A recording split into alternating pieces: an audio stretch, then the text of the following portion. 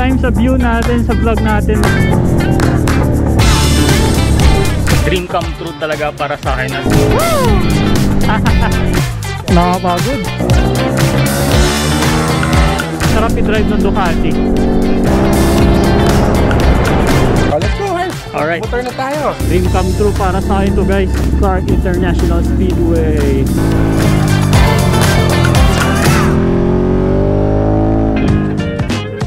Alright, what is up guys? So, andito tayo ngayon sa Manila. So, dito naman tayo mag-ride. Alam niyo yung mangyayari ngayong araw na to is dream come true talaga para sa akin. As in, hindi nga ako nakatulog. Siguro mga 26 hours na akong gising dahil na nabalitaan ko yung balita na to kahapon. Hindi na talaga ako nakatulog hanggang ngayon. Tapos yung flight ko kanina maaga pa. So mga 7:30 andito na ako sa Manila. Para malaman nyo, andito ako ngayon sa bahay ni Boss Toti, CEO ng Ducati. Ngayon, ito lahat yung bikes niya nasa likod natin, napakadami. Ayun, lapitan natin si Sir Toti. Hi Sir Toti! Hello, morning! Yun! Sir Toti, ang dami ng bikes mo. And for sure, yung bikes mo may iba-ibang pinagagamitan. Pwede bang i-share mo sa amin kung saan mo ginagamit yung bawat bike? First of all, hindi ko lang to bike. Kasi syempre, yung dalawang anak ko, si PJ, saka si Troy, pati yung wife ko, si Joy, lahat kami nagmumotor. Si Joy at si Troy like using the Monster. Kasi unang-una, magaan lang to eh. Like mga 160 kilos lang to. Mababa yung silya. Medyo upright siya. So madaling gamitin. Tapos, si TJ, mahilig siya mag-superbike. Ang motor niya, hypermotard. Pero wala dito eh, no? Nasa Ducati Manila siya eh. Yan, medyo mataas. Pinangbabangketa niya, ginagawa niya parang dirt bike sa kanan.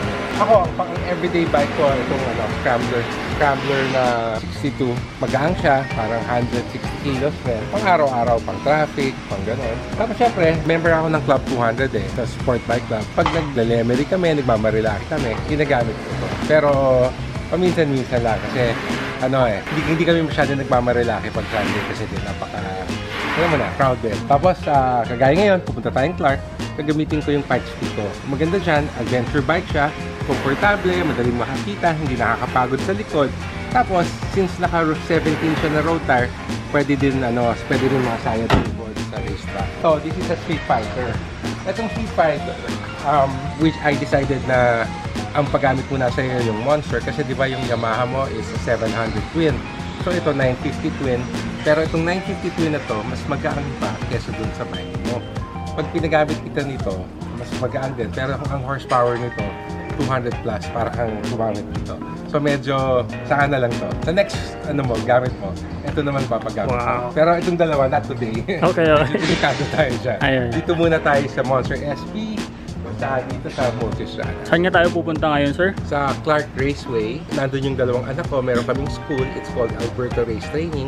May mga students sila ngayon. Since kadadating mo lang from Iloilo, late na tayo. Pero okay lang, punta tayo doon. We can visit Ducati Clark. Meron tayong store dun sa Clark. Tapos, sir, di ba nagbukas tayo ng Access Plus sa Iloilo? Yes, sir. Yung mga bikes, ano ba yung mga pwedeng ma-test ride doon? Meron ba doon? Merong Multistrada doon for testing. Tapos, meron din Scrambler doon for testing. Monster, meron din. Marami. Anything na gusto nilang test, coordinate lang nyo kay Alvin. Si Alvin ang boss natin sa Iloilo. Siya bahala doon. Oh, let's go, Harsh! Alright. Motor na tayo. Sige. Thank you. Alam mo, nung nag-Iloilo ako, pinasyal mo ako hanggang Boracay. Kaya syempre, utang na loob. Oh, Ikaw naman ang papasyal ko, di ba? Thank you. Okay. Alright, gear up na kami, guys. Nakita natin kanina yung mga bikes ni Sir Toti. Dami.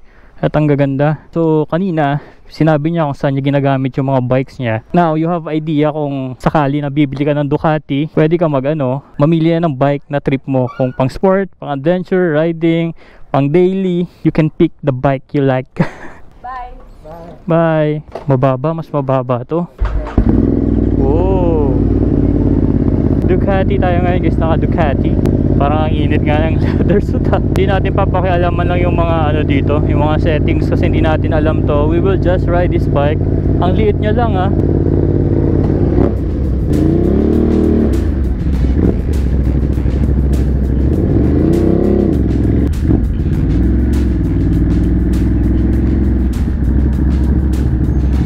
Alright, first time magmumotor sa Manila. Actually nakapag-drive na ako dito dati sa Manila. That was 2015. Tagal na yun. Pero nagsasasakyan. This is first time na nagmomotor. First time, tapos naka Ducati. Grabe, thank you so much, Sir Toti. Mamaya guys, ikukwento ko sa inyo kung ano ang nangyari, bakit napunta tayo sa Ducati. Basta may kwento to mamaya, ikukwento ko sa inyo pagdating natin dun sa, sa Clark. Bait ni Sir Toti. Bilib na bilib ako. Grabe. First time sa view natin, sa vlog natin, may ganito ka-traffic. Pero sobrang natutuwa talaga ako guys. Sobra talaga. Hindi nga ako, sabi ko nga kanina, hindi ako nakatulog eh. Oras na lang yung binabantayan ko para sa flight ko. Para dito, Manila, I'm riding in Manila. Dream come true para sa akin to guys. Actually, yung nasabi ni Sir Toti kanina, kasi na tumawag siya sa akin, pwede niya to pagamit sa akin yung Street Fighter. Pero sa isip-isip ko talaga kagabi, hindi ako makatulog. Sabi ko, nakakatakot talaga. Pressure talaga, mapipressure ka talaga dun sa motor na yon. Okay na tong Monster, malakas din to eh. Mas malakas to sa MT-07 guys. Mas magaan. So dito, at least konting jump sa power ng MT-07 natin. Ayos na ayos lang. Yun, masyadong malaki na para sa akin yun. Baka hindi ako mag-enjoy, diba? Kasi masyado kong pigil. Like ito, konting lang. At konting adjustment lang yung gagawin natin.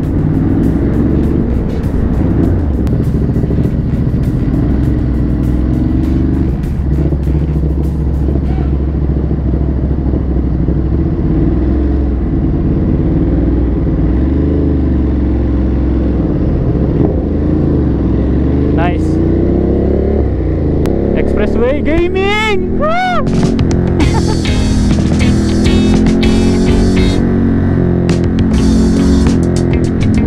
Ang smooth ng makina nitong itong Monster. Parang hindi siya nagagalit, parang chill lang siya. Dapat sumusunod na tayo dito kay kay Sir Toti, dahil kung hindi, baka mamali tayo ng exit dito mamaya, magkawalaan. Sarap pag motor dito guys. Tapos Ducati pa bike. Oh man. Woo! Saya. Sarap i-drive ng Ducati, I can say. Iba talaga. Ang smooth eh oh. Gas app. Actually madami pang gasto, pero dapat kasi mag-race track tayo. Kailangan maraming baon ng gas.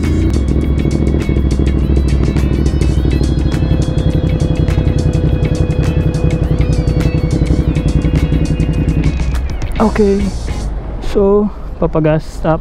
Grabe yung init, as in, tas naka leather. Pero okay lang, pag mahangin naman nag-enjoy ako kasi malamig naman eh. Pero pag naka-stop tsaka sa traffic, mainit talaga. And yung damit natin ngayon, pinahiram sa atin to ni Sir Toti kasi hindi pwede sa truck na naka-mesh.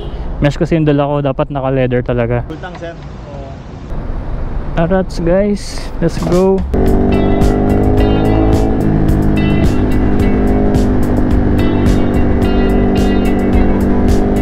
Sabihin ko sa inyo guys, itong experience ko sa racetrack ngayon, this is my first time, and i-enjoying ko lang yung experience at hindi subukan yung limit. Yung limit ko kasi una-una hindi atin yung motor, pangalawa first time, diba? Lagi ko yung sinasabi sa mga vlogs ko na huwag masyadong hot, delikado ang palaging hot.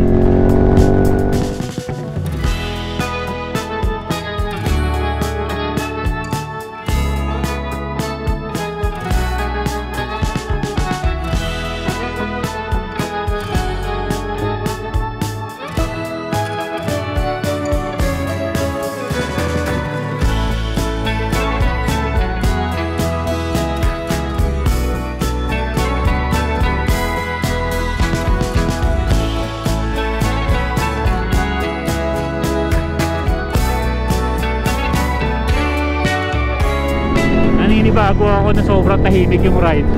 Na-miss ko yung mga kaibigan ko, mga maiingay.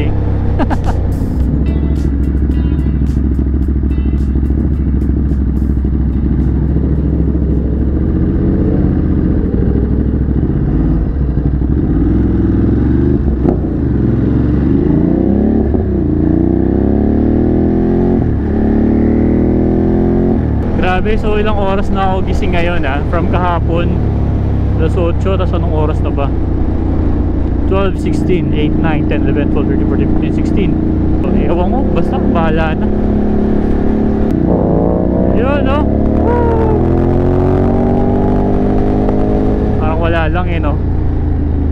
Parang mountain bike lang yung binili. Laking motor. Oh my gosh! Woo! We're here! Woohoo! Ayun! Ipasok mo dyan, bro! Bam! Clark International Speedway.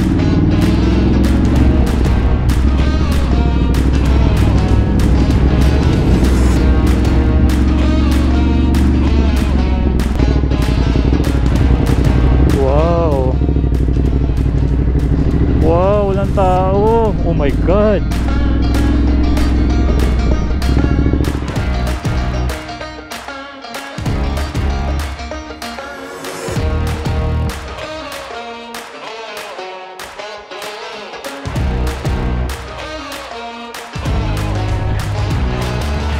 Alright guys, so andito na nga tayo sa kalimutan ko, nalilito ako sa sobrang excited ko sa Clark International Speedway.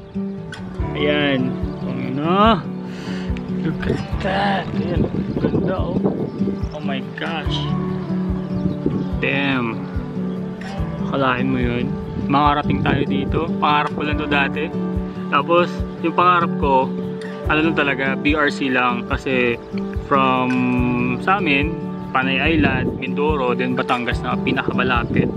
Pero ito talaga yung pinaka dream yun. Pero yun yung difference ng Batangas is dream na maliit lang. Okay na, kumbaga may experience, okay na. Pero ito talaga big time dream talaga to. Sobra pa sa hinihiling natin. So mamaya ikwento ko sa inyo kung paano talaga ako nakarating dito at paano nangyari, kumbaga paano nag-unfold yung mga nangyayari ngayon sa akin. As in, sobrang saya. Tsaka ang ganda ng panahon ngayon, perfect, kasi hindi maaraw. Yes! Guys, si Troy pala, ayan, di ba? Champion din yan, bike na gagamitin ko. I think sa kanya nga to eh. Ito yung bike actually, ito yung yes, bike niya yan. So tinatanong ko sa kanya kung naka quick shifter and auto blip, and kung ano pa ba yung mga features nito. Please share mo naman. Yeah. So actually, let's turn on the bike para makita natin yung features na dito sa dash. Let's go to the setting menu. Then we have riding mode. You have 3 riding modes, so that's wet, road, and sport.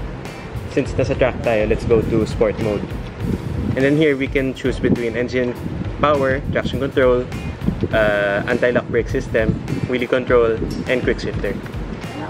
So for engine mode, since nasa track tayo, we can use high.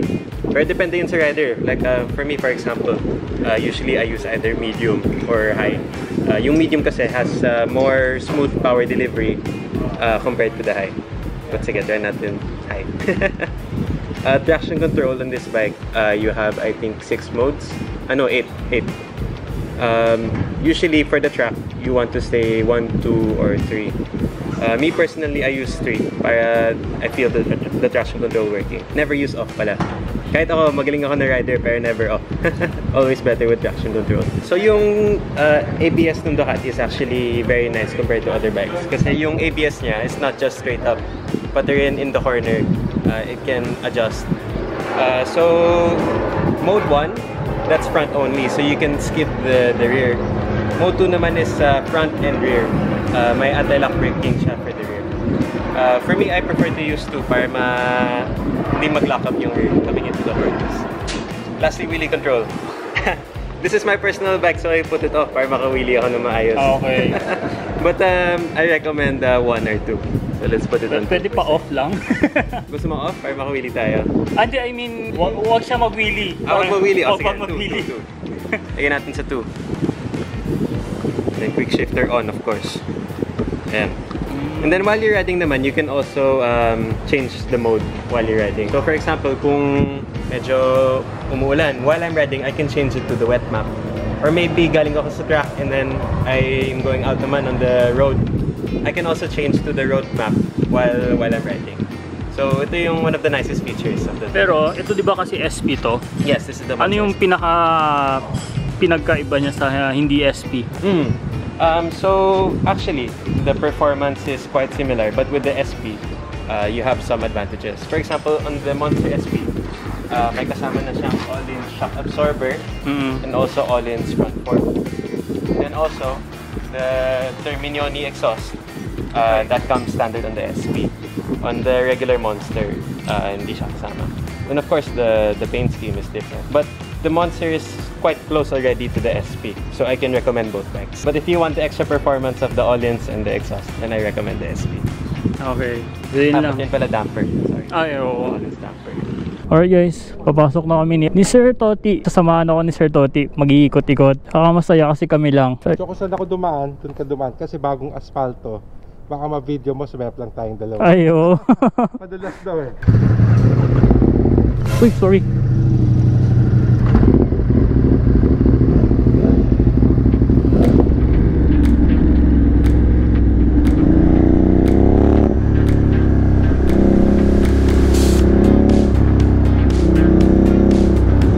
Ang ganda, man. Chill lang muna tayo. Ganda, oh.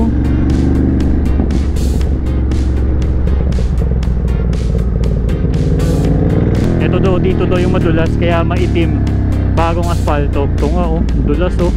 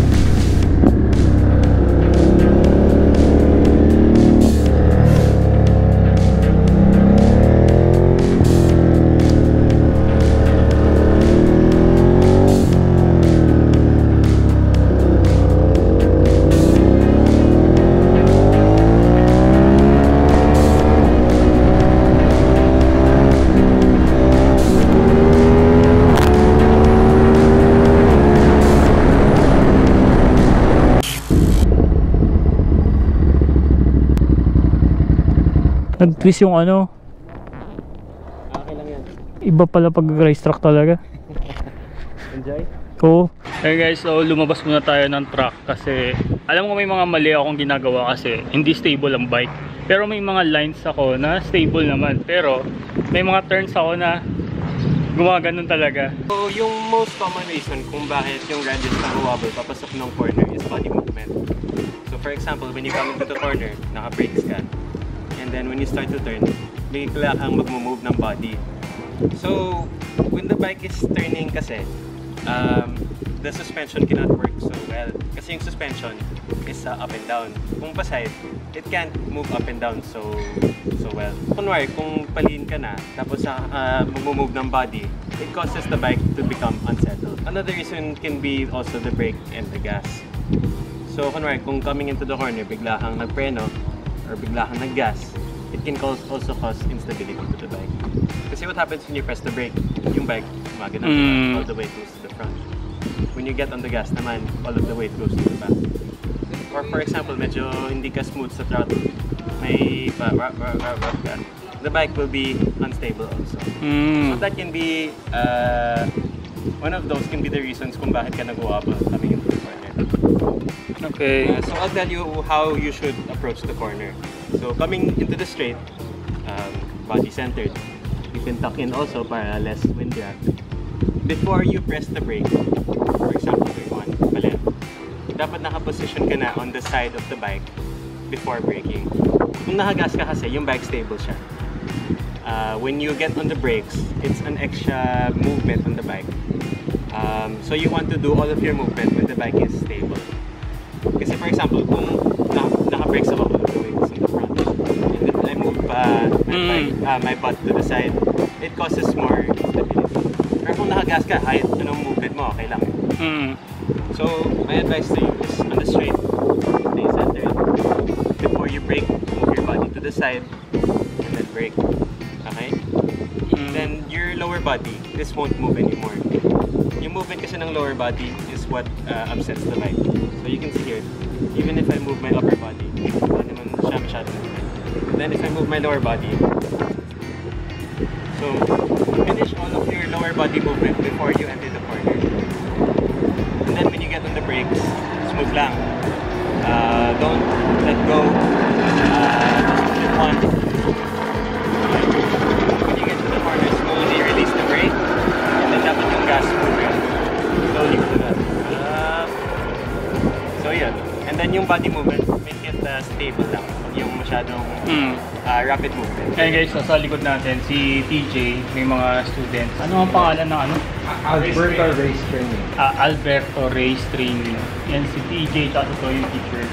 May mga students sila ngayon. Ito ang school na merong pinakamaraming superbike champion na instructor, saka pinakamaraming international racers. Paano ba makukontak yung... Facebook kayo sa Alberto Race Training.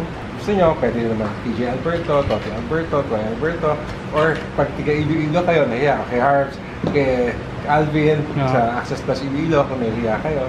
Game, pwede ko kayong parent ng bikes from Ducati Clark, tapos may paddock tayo. Kumbaga, one-stop shop, matuturuan kayo dito. Nice, ayun. Tagal na yung gusto yung ganito, pero hindi mangyari. Ito, nangyari. Ito, nauna na ako guys, kaya I know susunod na kayo. And Guys, because of pinasyal niya ako sa Panay, pinakain niya ako ng shrimp na ganyang kalalaki. Oy, di ako nagpakain. Oysters, kaya ano ba naman yung nandito kami, di ba? Nakikain lang din ako doon. Pero pagkano nyo? Oh. Go, bitaw.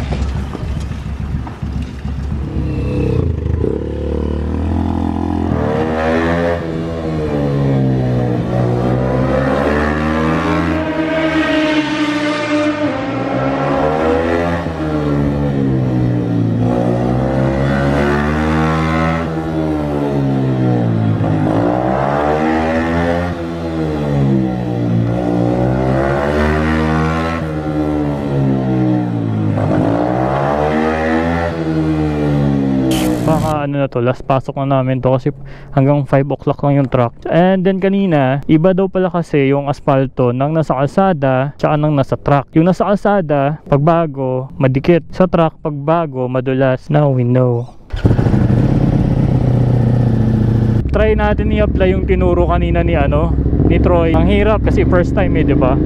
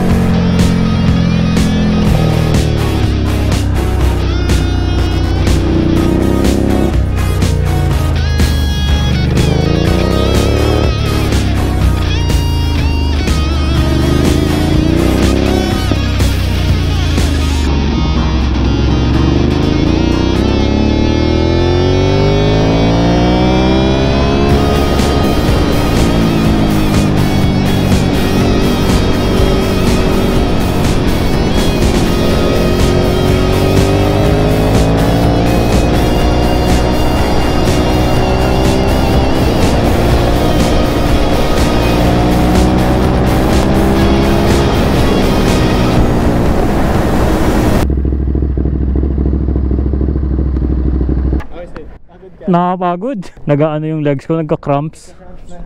May konti. Tinatanong nila guys kasi ina-adjust agad nila yan. Example, hindi stable sa pag-ride mo, a-adjust nila yan. Tapos, lalabas ka naman. I-check mo hanggang sa mag-okay na mag-okay, maging komportable ka. Pero okay lang naman sa akin yun kasi hindi naman bike ko to. Hindi naman akin to. Part talaga na nakakatakot na bago pa yung aspalto.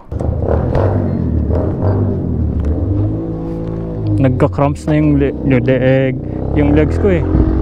Nakakapagod nga talaga mag-truck. Legit nakakapagod.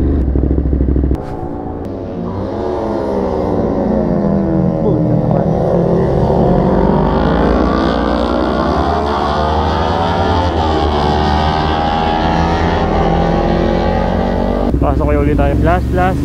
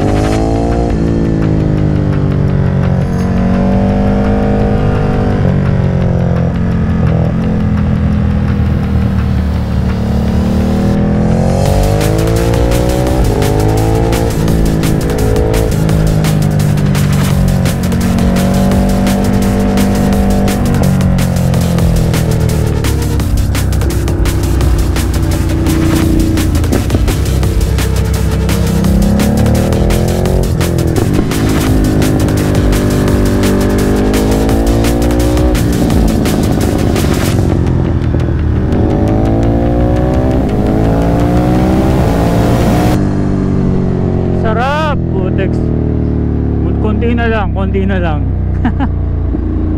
10 minutes na lang magsasara na yung yung race track. Nag-enjoy ako sa last na paso ko ngayon. Suabe. Okay, sarap. Okay na yun. Alright guys, so ngayon ikukwento ko sa inyo kung ano yung kwento ko kung bakit ako napunta dito. So actually wala talaga akong plano mag-ride dito sa punta ko sa Manila. Pero naisip ko na dahil para maiba naman, mag-rent lang ako sana ng scooter. So Monday, naganap ako ng scooter, nakakita ako ADV 150. Pero ng Wednesday, pinalo up ko kung sure na yung ADV 150 na mapupunta sa akin ngayong Friday, binigay niya. So sabi ko okay lang. So naghanap ako ng NMAX, nakakita ulit ako. Tapos ng Thursday night, Thursday ng hapon, sabi ko sa may-ari ng NMAX, pupunta ko na siya ng Friday para kunin yung motor. Ngayon sabi niya, nakuha na ng iba.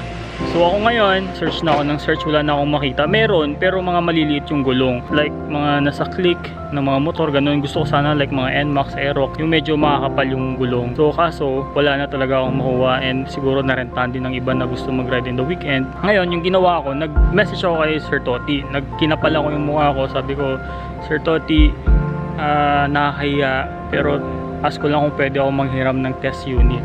Sabi niya sure agad, tapos siya pa yung nagplano, dami niyang plinano. So ako naman syempre tuwang-tuwa and very grateful na ma-experience ko yung truck na to for the first time, and hopefully magawa ko pa ulit sa susunod. At ayun, yung last na lap ko dito, last na ikot ko dito, mas maganda na yung takbo ko. Mas gamay ko na yung gear ng motor. Number one, motor, and then at the same time yung turns dito. Hindi siya normal turns like nasa kalsada na isang bato mo lang naka-turn ka na. So ito tuloy-tuloy talaga ng mga turns. Ibang-ibang experience, ang sarap. Yun guys, it's a dream come true talaga para sa akin, and thank you talaga kay Sir Toti. Hindi ko talaga akalain na dadalhin niya ako dito kasi yung gusto ko lang mag-ride lang ng Marilaki, mag-scooter. Tapos first time ko pa mag-motor, naka-Ducati, naka-racetrack. Alam mo yun, tapos may mga natutunan pa ako kay TJ tsaka kay Troy. Very grateful talaga.